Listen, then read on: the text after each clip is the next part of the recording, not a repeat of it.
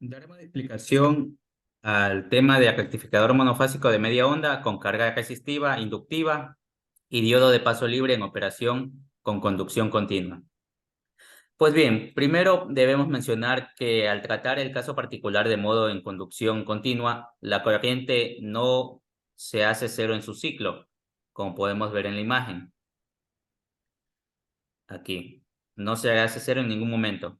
Caso contrario, al tratarse de modo conducción discontinua, la corriente será cero en al menos un punto en su ciclo. Este tipo de circuito nos solicitarán el voltaje y corriente a la salida. Analizaremos las gráficas también. Por tanto, tomamos el voltaje S como la raíz de 2, el voltaje RMS seno de WT, y graficamos la onda sinusoidal. Pues bien, ahora analizaremos paso a paso. Cuando D1 esté encendido hasta pi, ¿por cuánto es el ciclo positivo?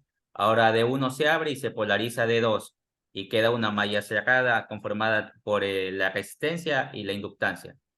Por tanto, de pi a 2pi, la señal de voltaje se mantiene en cero, como podemos observar en la gráfica. De 0 a pi se encuentra el semiciclo positivo y de pi a 2pi se mantiene en cero. Y completamos el primer ciclo. El punto de intervalo de análisis es pi. De 0 a pi se carga el inductor y de pi a 2pi este se descarga. Ahora tenemos que analizar WT de 0 a pi. De 0 a pi la fuente está encendida. El diodo 1 está encendido y se convierte en un cortocircuito y la corriente fluye a través del inductor y de la resistencia. Pues bien, ahora la corriente es igual a raíz de 2 por el voltaje sobre Z, seno WT menos pi. Es la componente forzada que se debe a la fuente BS. Ahora, cuando se apaga la fuente independiente, tendremos la componente natural debido a las características del circuito. Esta componente es una constante que multiplica a Euler elevado a la menos t sobre tau. Debemos mencionar que la impedancia es igual a la raíz de la resistencia al cuadrado más WL al cuadrado.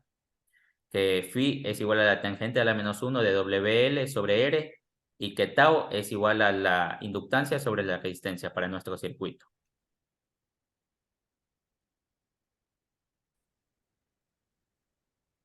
Bien, como ya mencionó mi compañero, se observan aquí las gráficas de corriente, voltaje y los diodos.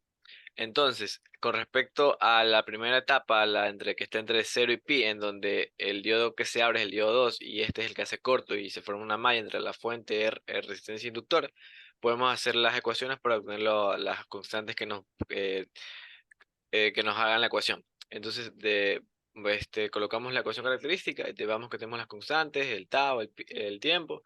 Entonces evaluamos cuando estemos en en el tiempo cero y vemos cómo nos queda esta ecuación, la cual la desarrollamos. Y acá nos queda esta expresión que A va a ser raíz de 2 sobre 2, esa es la constante A que va a ser la que acompañe al Euler por seno de phi. Y vemos como la impedancia es 7.54 ohmios. Esta impedancia es el producto de resistencia e inductor. Entonces, no, esta es la reactancia inductiva, que viene a ser el inductor. Ahora para sacar lo que viene a ser la impedancia entre resistencia y inductor, vemos como tenemos la resistencia al cuadrado por la reactancia inductiva elevamos al cuadrado como raíz para sacar la magnitud. Luego desarrollamos para finalmente obtener la constante A. Ya que tenemos la constante A, podemos ya reemplazar este valor y definir nuestra ecuación, como observamos aquí. Reemplazamos el valor de voltaje y nos va a quedar 7.94 por seno de WT menos 20.65 más 2.8 por Euler a la menos 2.65 WT.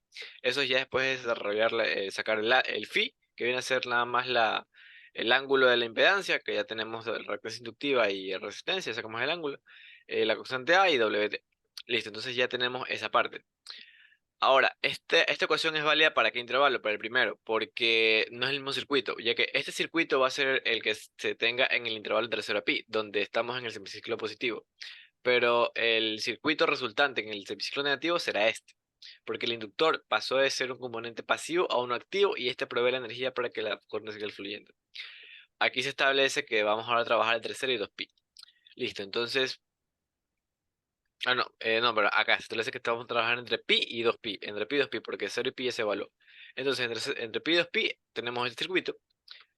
Ahora no tenemos la componente del seno porque esto viene a ser de la fuente y ya la fuente no está presente, por lo tanto solo tenemos la proveniente del inductor y va a ser descrito por una ecuación exponencial decreciente, por lo que la energía está almacenada, se va entregando al circuito y se va descargando. Entonces vemos cómo evaluamos en pi. eh, eh, vas- Ahora estamos iniciando en pi, pero si lo analizamos como un cambio de variable y analizamos esto como si iniciáramos recién el ciclo del inductor, podemos hacer un cambio de variable de tal forma que consideramos esto nuestro origen, esa parte de aquí, el pi. Entonces, considerando pi el origen, hacemos este cambio de variable y ahora tenemos wt'. Entonces, ahora cuando esto valga cero, es equivalente a que la variable original valga pi. Entonces tenemos que iniciamos con la carga máxima, que es la variable A, la constante A, y esa es la constante de 2.8 por E elevado a la menos WT sobre W tau. Vemos que la diferencia es que esta posee una variable, una función trigonométrica que va a provocar que la corriente vaya aumentando hasta el tope. Y esto simplemente va a provocar que crezca porque hay energía externa que tiene que liberarse. Aquí vemos cómo ya está definida la ecuación de corriente ya con el cambio de variable hecho. Ya no tenemos Wt', sino Wt menos pi. ¿Y este 1.61 qué es? Pues aquí se observa que vemos cómo primero crece y luego crece el máximo y el mínimo. El máximo es el que se definió aquí, 2.8. Por ello parte de ahí, 2.8 y va decreciendo. Eso es en el pico. Por esa razón vemos como aquí tenemos el 2.8 también esta función, porque aquí va a ser una función creciente hasta el máximo que es 2.8 y luego decrece. ¿Y cuál será ese mínimo? 1.61 por 10 por 10 a la menos 7.